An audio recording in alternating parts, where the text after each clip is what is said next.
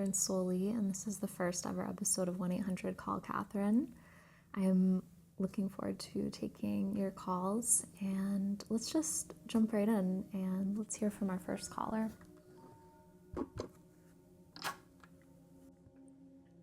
Hi, my name is Mani, and recently in my life, I found myself reconnecting with my masculine side. So I want to ask the cards, how can I learn to better embody the good masculine and leave behind the toxic masculine? Because growing up, I think my generation, we were taught that the old style of a big, strong, emotionless man, the machismo, was wrong and toxic. And to counteract this, what we were taught was to be soft and gentle and withdraw and emotional. But lately I've been feeling more like that those are traits of the feminine. And while they are definitely worthwhile to me, I do feel like I find myself missing the strength from the masculine.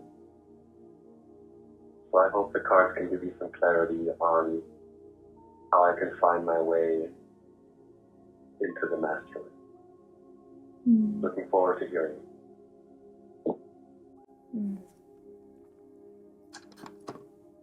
Okay, let's see what the cards have to say about this.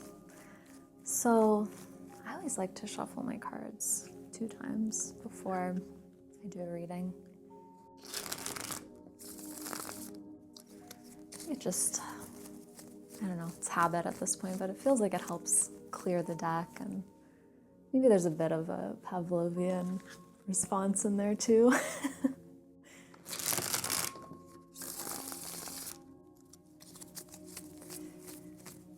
I'm going to start off by pulling 3 cards from this deck. This is the Marseille deck. It's the version of the Marseille deck as it was restored by Alejandro Jodorowsky. And let's see what we have.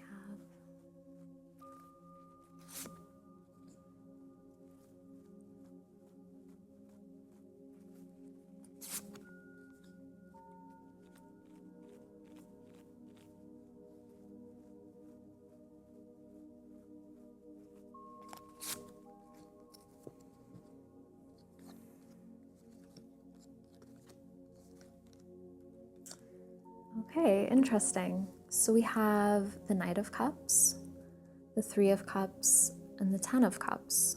So all Cups cards, which is a little bit unusual. You know, it's within obviously the realm of normal for cards to group themselves in interesting ways. And it's one of my favorite things actually as a reader is just the endless fascination of like how the cards arrange themselves. But it is a little bit unusual to have all 3 cards be in the cups. So in tarot, it's divided into a couple different categories of types of cards. There's the major arcana, and then there's the suits. And the suits are cups, wands, swords, and pentacles. And each suit has its own theme to it. And so cups are, I generally relate them to having to do with our emotions, our emotional state. And it's an interesting suit to have come up for this particular reading because we're working with themes of the masculine, and to have, you know, you're saying from what I gathered from the call that growing up there was, you were taught to kind of, maybe I'm reading too much into what you're saying, but to repress certain natural masculine impulses that were healthier, and replace them with things that you might feel are more feminine traits. And so you're trying to like get back to what does a healthy masculine look like for you? And I think a lot of people are having this come up now. I think you can see that in the collective, the different kind of like manly but often like toxic manly. I don't even like to, the term toxic masculinity is just like, you can't use it anymore because it's yeah, but unhealthy, I could say, an unhealthy kind of like relationship to the masculine. You see these like gurus kind of rising up, and then you see maybe healthier versions of that. And also, you know what I'll say too, before I keep going with this reading, is that it's unfortunate, I think, that this sort of topic is so polarizing at this time. Like, people get really heated, very emotional, very polarized, like very strongly held, this is what it means. And a lot of the times, you know, I find if you see people having disagreements or arguments about it, whether in person or online, it seems like they're working from different definitions of these terms. And so I know that everyone watching this will probably have slightly, if not majorly, differing views on what the term feminine means and how it applies to a human being, and what the term masculine means and how it applies to a human being. And so I'm not going to define that right now. I'm not going to go into that right now. But, you know, as we're exploring these themes of masculine and feminine, for everyone listening, it could be interesting to just note, like, what is your relationship to those words? How does it differ from other people's understanding of those words? Could you define it clearly, more clearly, so that you could have a common ground with people, so you could, like, actually, if you want to go that route, discuss these things.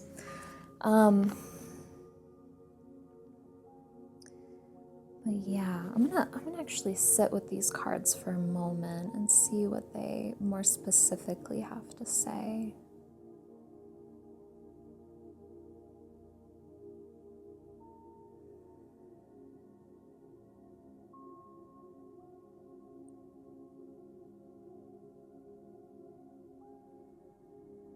You know, the feeling that I get from this reading overall, the message that I sense is to just enjoy your life. And, you know, if these are topics that really are troublesome to you, if there's some internal conflict or there's some trauma in there, like if you were kind of like in a dramatic or traumatizing way conditioned to repress certain qualities that you have and encouraged to live a way that's not really accurate to you, then you would benefit from, I guess, from doing some sort of therapeutic work, something where you could explore these feelings.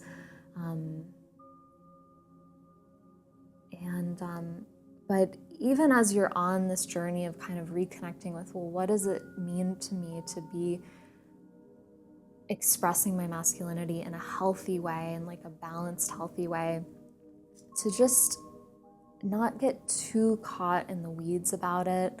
Again, like I said, this is such a polarizing topic, so you go to read articles about it, or, you know, to like doing your own research, like what do the great minds of our generation think about what it means to be a healthy masculine, and you get just so much crap, so much just chatter that presents itself as very deep and profound, and it can just make people nuts. It can make you nuts trying to figure out, well, what does it mean to be healthy masculine? What does it mean?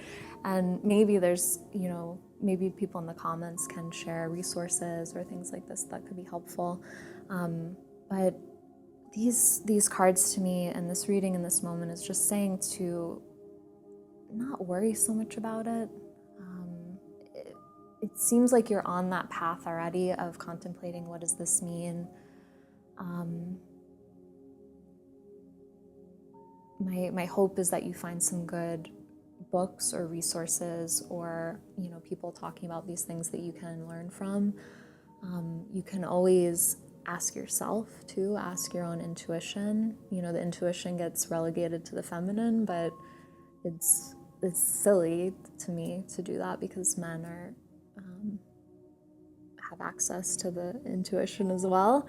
And so you can always kind of tap into that and ask yourself, what would it what do I think it means? What do I feel it means for me to have a healthy, balanced relationship to my masculinity?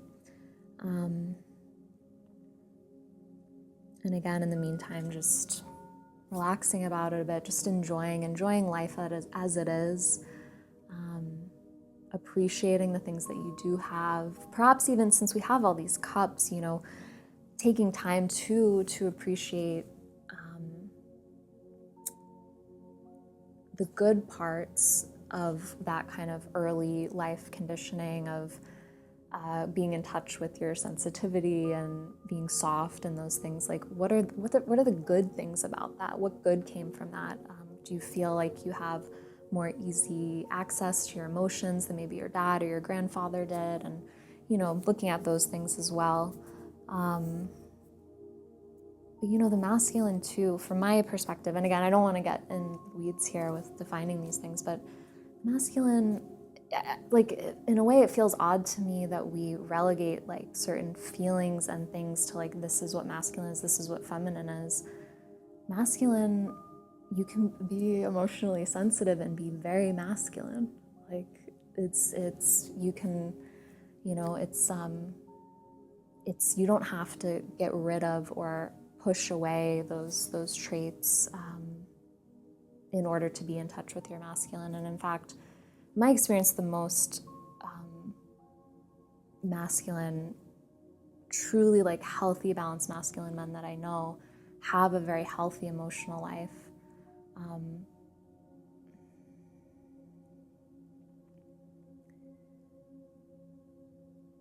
Anyway, okay, this is like one of those ones that we could really talk about for a long time. But I'm going to pull an oracle card. Sometimes, most of the time, I like to end my readings with these. I don't know if I'll always do it on the show here, but this is called the Usi Super Oracle deck. I'm not sponsored by them. I never have been. I love this deck. I use it for most of my readings. And I usually like to wrap up the readings with just like, here's something to keep in mind going forward. So let's see what we have.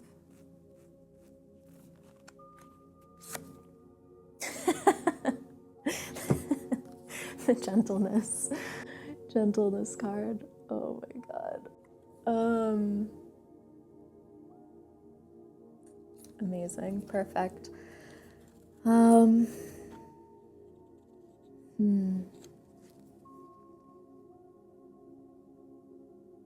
will say, seeing that card come up, if you're beating yourself up, if you're getting stressed out about how do I live with more authentic masculinity, and it's like becoming this like pressure and this anxiety or fear or stress or weight on you, it's kind of echoing what I was saying for the first 3 cards of just like letting it go a bit, just enjoying your life. This doesn't necessarily have to be a huge topic, and just being gentle with yourself in a nice, healthy, masculine, gentle way, It doesn't mean being like weak and like weaselly and pathetic and like, but actually just like gentle. God, we just don't have a lot of good cultural examples of healthy masculine, do we? If you guys think, anyone watching this has people that you appreciate for those qualities, leave them in the comments. I'm curious myself. So, all right, Monty, that's what we have for you. So I hope that this all comes into clarity and you feel more connected with that healthy, balanced masculine within yourself. And yeah. Okay. So let's take a call from our next caller. Let's see. Okay. Hi, yes, so I am looking to gain some clarity on a new career path. So I've been a server and worked in the restaurant world for a really long time. I'm really interested in maybe changing my career to do library stuff or graphic design. and I have not been able to figure out what to do. And so I'm hoping to gain some clarity on that, or if there's something else that I should look into. And maybe just whether or not I should go back to school for design or just try to learn the programs. I don't know. Just need the clarity on that. So thank you so much. Okay, bye. Okay. Yeah, I picked this one because I worked as a server for years, and my first job was in a library, and I started working there when I was 14. And I'm not technically a graphic designer, but with my work with Persephone's Path and now with 1-800-CALL Kathryn, I do all the graphics myself. And so in a way, I have experience with graphic design too. And so I was like, oh, I relate to this a lot. Yeah, I stopped serving in 2016, I think was the last year. Or it was 2017, early 2017. I still have stress server dreams. I feel like they're never gonna go away. Where I just have dreams sometimes where I find out there's a whole section of the restaurant I've never seen before, and I have 40 tables, all got sat at the same time. All the tables are dirty. I had one like a year ago where I found out I had to show up for a shift that I didn't know, and the managers made me shave my legs.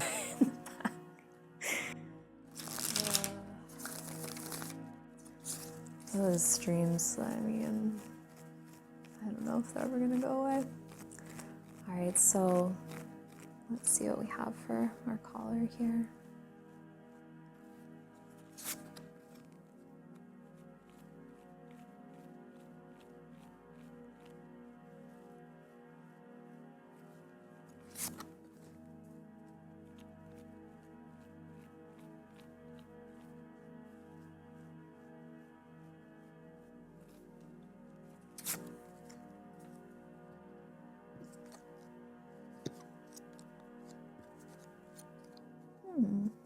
Okay, so we have the 7 of Pentacles, the 4 of Wands, and the 8 of Pentacles.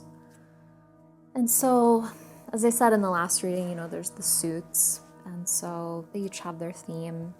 Here we have, and it's interesting too to me, and you guys will see this as you watch more of these readings, but it's one of my favorite, most fascinating things about readings is seeing the way that the cards arrange themselves in interesting and pleasing ways. And so here we have these 2 Pentacle cards that are flanking the Wands card, and it just happens like a lot that it seems like there's a pattern here.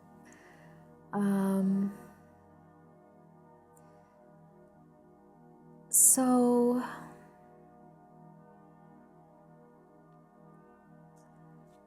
it's interesting because there's some kind of similarity in the theme of this reading with the last one. Obviously, very different subject matter, but there's this sense of with the 4 of Wands, I often associate it with a certain enjoyment of life, a celebration, like celebrating life as it is. And so when I think about it in relationship to your question, it's like, even if whatever you do, changing careers, staying where you are, whatever, making sure that you're enjoying your life and enjoying the things that are good in day-to-day life. When I think back at being a server, even though like in a lot of ways I wasn't really well suited for that job, as you can probably imagine, it helped me in so many ways. It helped me be able to stay calm in very like high-paced, stressful situations. It helped me get comfortable talking to strangers, which is now what I do all the time. It helped me learn to delegate certain things. I don't really I do everything myself now. But I don't know, it was definitely helped with a lot of different things. But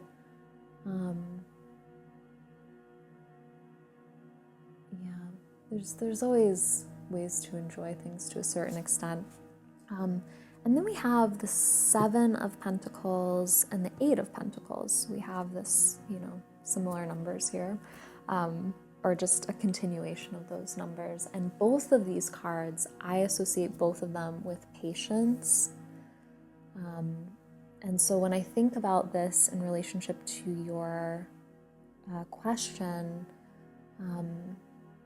there's this sense of, if you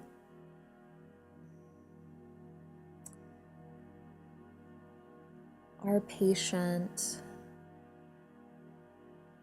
if you follow synchronicities, if you trust yourself, if you enjoy life, if you follow that enjoyment, you follow that enjoyment can, and not enjoyment, will often lead to synchronicities.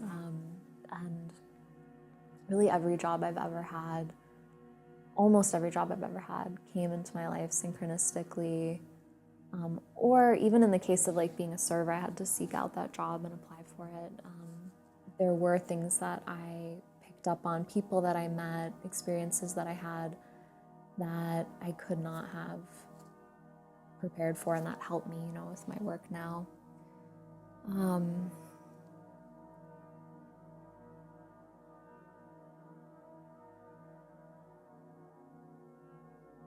I'll say too, I don't really say this in the promotional material here, but if you guys aren't familiar with the way that I look at tarot, I don't do like future predicting. I don't do, I don't tell you about other people. I don't say like, this is the, you mentioned doing graphic design or working in a library, should I do this? Should I do that? And I don't like do readings like that. I like to more just reflect back, what's something that this person needs to know internally at this time to help them, find the right path for themselves. And, when I look at all of this, just the general message, the general feeling is to be patient with life, let it unfold. It doesn't mean that you have to just dissociate, check out. That's not being patient. That's not like being present with your life.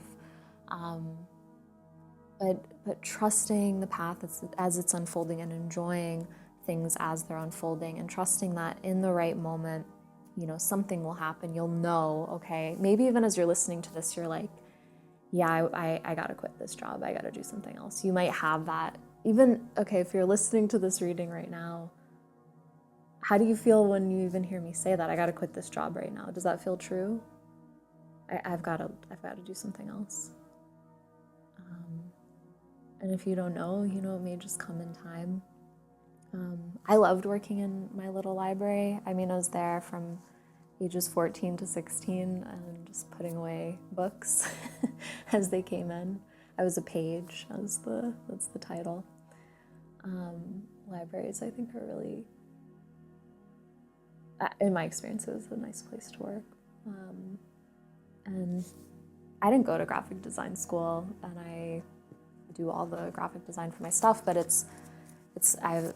there has been a lot of like learning curves and things like that. I don't know, I can't really speak to that, and the cards aren't really speaking to that either. There's just, yeah, let's see if we can get a little bit more, juice a bit more out of this oracle card here. Interesting. This is a card that I don't pull too often. This is called the improbability card, and you can see there that in the image, someone is shooting an arrow at the moon. And, there's that term of like shooting the moon, unlikely shot, right? Moonshot. And yeah, when I see that card come up, my instinct, my thought is to take the moonshot. I mean, I don't know what your life situation is like. I think, it's harder if you have kids or you have, people that you're taking care of in some way who might be relying on you financially. But if you're relatively young, you don't have dependents, what do you have to lose by jumping into something new, something different? And you can also always like slowly transition. Like when I started transitioning into doing tarot and teaching classes on poisonous plants, That's been my full-time work for 8 years now, almost 8 years.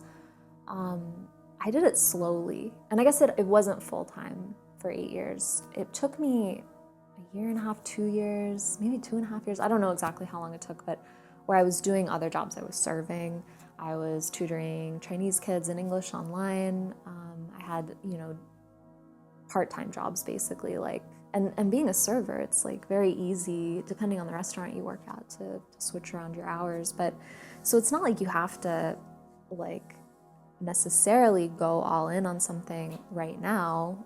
You could do a slow transition, but I'm never a good person to come to for a reading or for practical advice. I always, I don't know, having that moonshot, the improbability card. See, my thought is like, take the moonshot. Other people might look at this card and be like, stay safe, stay where you are. And that is another way to look at it. But yeah, my suggestion based on these cards on this reading is to take your time, be patient with the process. See, not just enjoy what's going on in your life, enjoy what's happening in life, but also figure out what it is that you enjoy about life. Because that's another thing, kind of figuring out what you want to do work-wise. If you don't enjoy what you're doing, if you don't even know what you enjoy doing, I think it's it can be pretty unpleasant life. So, well, I wish you the best on your journeys and however things may go. And I hope that you are not plagued by server stress dreams 10 years out. Okay, so we're going to take one more call today.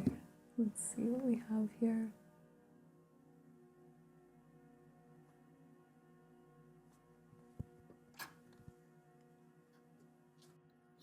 Hello, thank you for hosting this show. I have a question regarding friendships and growing out of friendships and maintaining friendships in your Saturn return years. I feel like as I get older, I get better at seeing, the truth in people, and I'm better at discernment, but I also kind of feel like I don't have any more friends. I don't know if it's part of aging and putting more time into work, or people getting families, but I've been really disturbed by a lot of the genocides happening in the world and people's general apathy, and it really hasn't helped this situation, this internal situation I've been having with myself. So I guess my question is about friendship and Saturn returning. I don't know. I hope that makes sense. Oh, thank you so much. I was not expecting that little yawn there at the end. Yeah, that does make sense. And yeah, friendships, we give so much cultural attention to romantic relationships, but we give very little to friendships. But they're just as important. They can, often hit us just as deeply as our romantic partners. And when we have a friend breakup, so to speak, it can be just as devastating as, a breakup with a romantic partner. And Saturn return, if you're not familiar with that term, it's an astrological term where every 27 or so years, Saturn returns to the same place it was when you were born. And you go through lots of changes, lots of big changes. Saturn return was huge for me in my life. I think it's big for basically everyone, but if you have a lot of other like planets aspecting Saturn in your birth chart, then it might be a little bit more intense with you. Yeah. Oh, Saturn return. So glad I'm done with that. It's better on the other side, I think. All right, let's see what we have for you.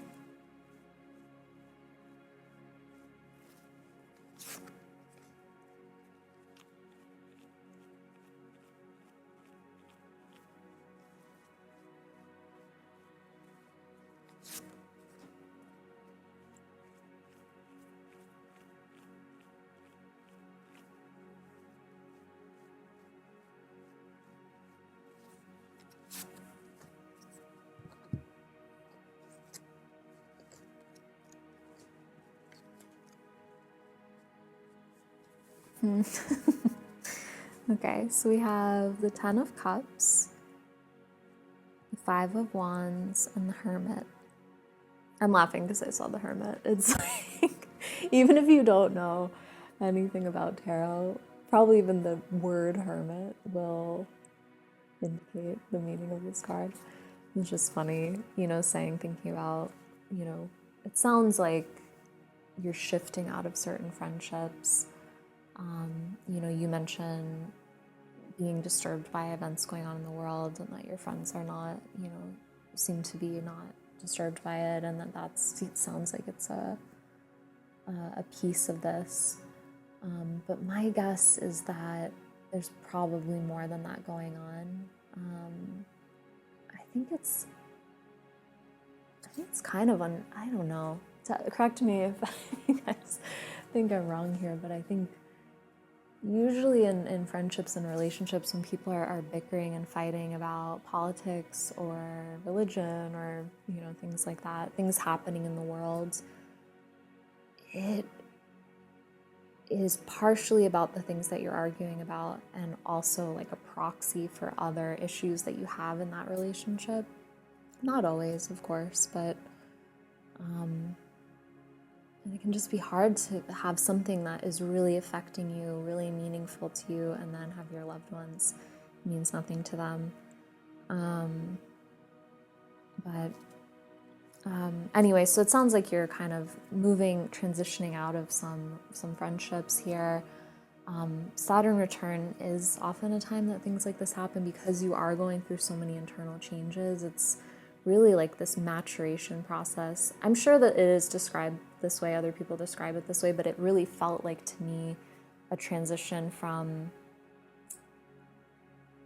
into adulthood. It's like, maybe I should have already been an adult in my 20s, and I was technically or to a certain extent, but there's just this certain maturation that happened for me during the Saturn return years where it felt like on the other side I felt more like an adult, and that just keeps kind of unfolding.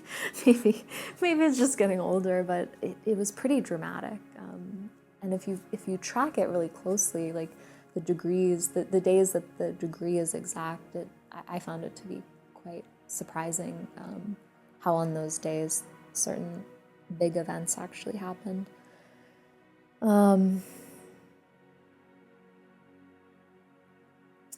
But yeah, when I look at this spread of these cards, and again, it's interesting to look at the way that they arrange themselves, because when I see the Five of Wands here, to me in this reading, it feels like there may be some sort of inner conflict around this. And I could look at both of these cards as the things that, the two directions that you might be feeling pulled at this time. One is the Hermit, which would be a more kind of inwards pull, being with yourself. The other would be the Ten of Cups, which would be just engaging with life, like enjoying life. The enjoying life has been a theme throughout this. And so there might be just like a feeling of conflict of,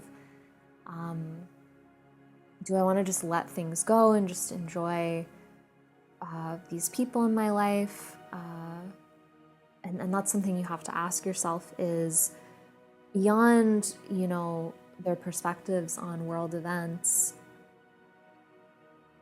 do you still want to maintain friendship with this person? Are they a good friend? are they also going through a Saturn return? Maybe they're not being good friends right now because they're going through their own kind of inner processes. And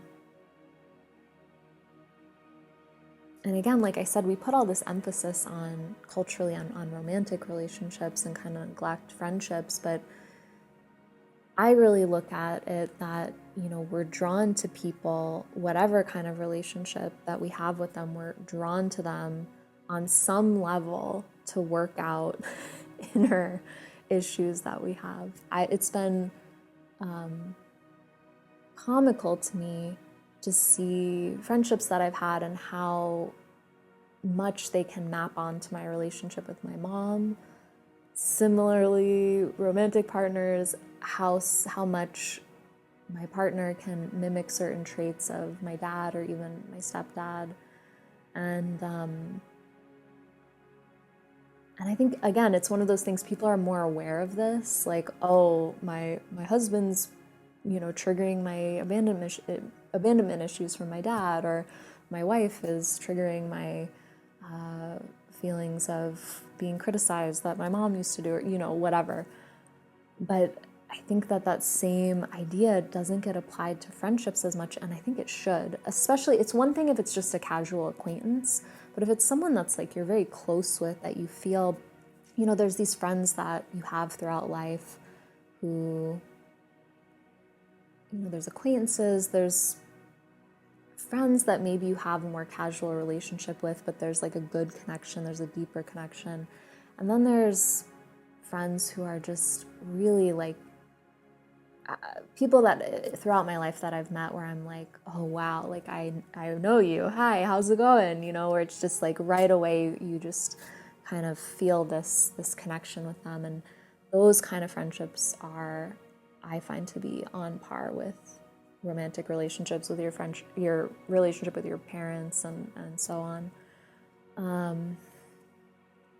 So I don't know, my question to you is, how do you feel when you hear this reading? Like, what comes up for you? It's the same question that for the last person that called in of, do you want to quit your job? But for you, it's like, do you want to maintain these friendships or not?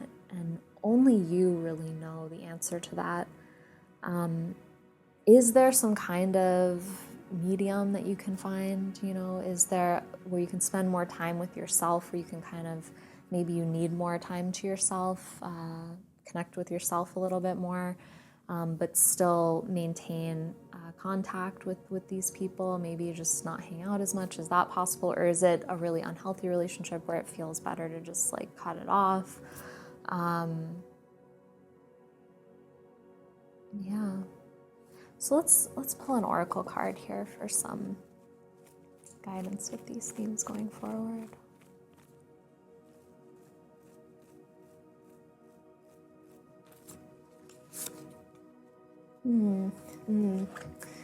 Yeah, mysticism. So it's interesting to see this card for me in relationship to the Hermit specifically. So when I see this card, you know, in relationship to this reading, my thoughts are to trust your intuition.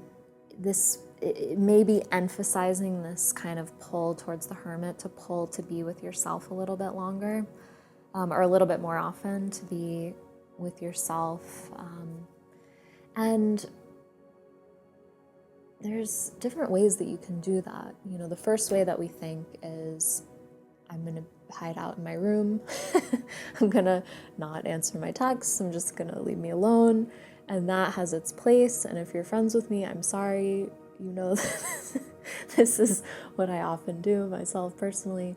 But there's also the Hermit within. There's the Hermit in the mind where, you know, are you taking on other people's stuff too much? Are you, you know, do you feel responsible for the way that your friends feel about world events? Do you feel like it's your job, your responsibility to get them on the same page as you?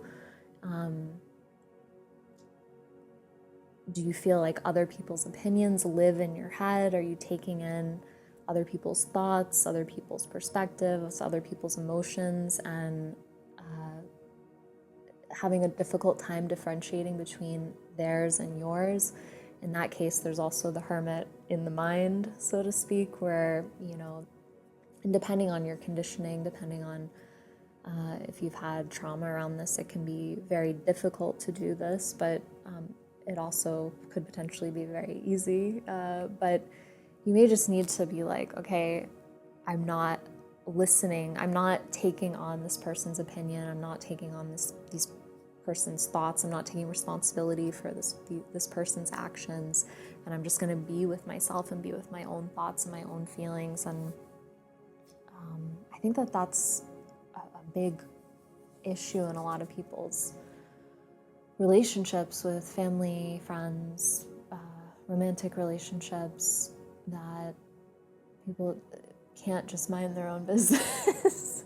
You start to feel responsible for the other person, and there's a place for that, obviously. There's different views on it, I will say.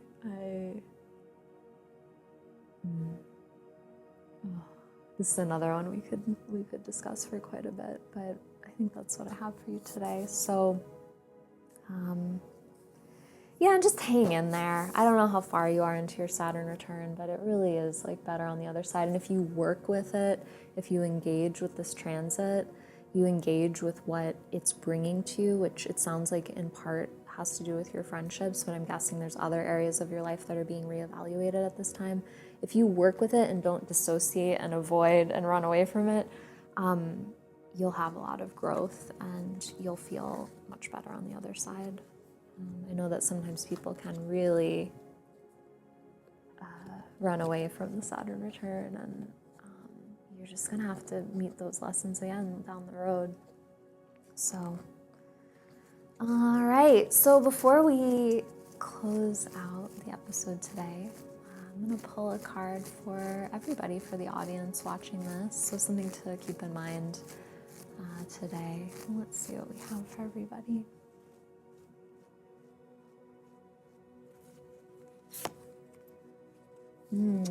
Judgment. So this is relevant to what I was just saying about how the things that you don't deal with in your Saturn return, they come back.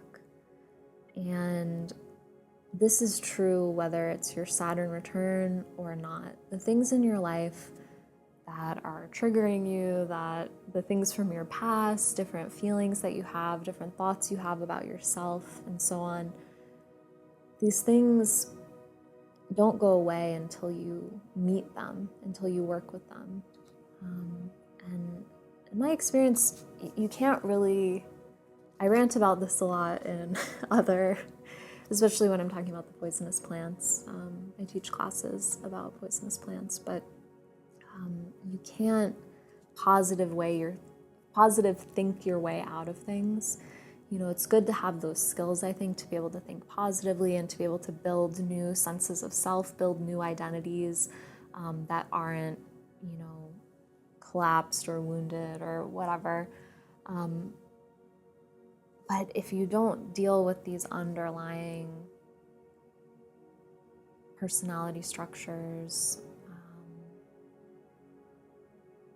conditionings, wounds, experiences that you've had, belief systems that you have, they're always there. They never go away until we deal with them.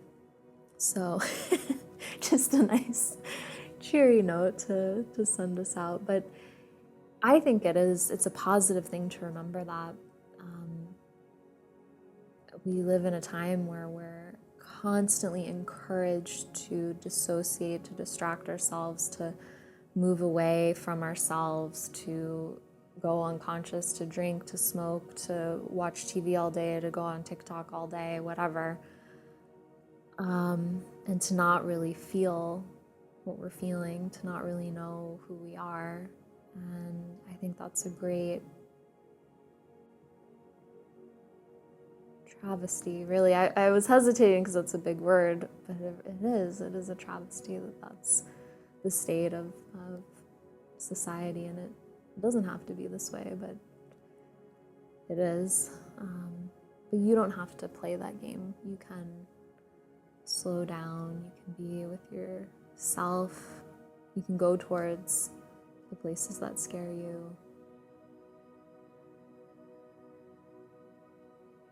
And find that they're actually often not that scary on the other side. Okay, everybody, thanks for tuning in to this first ever episode. I look forward to continuing this project, and please call in 641-632-2727. Please call in. I need folks calling in so we can continue the show. I have quite a few more calls, so I have a few episodes that will be coming out when they come out. I don't know what the schedule will be yet, but if your call didn't get answered today, it may get answered on a future episode, or you can always try calling back and leaving a message again and see how that goes. But all right, everybody. Thank you. I'll see you next time. Bye.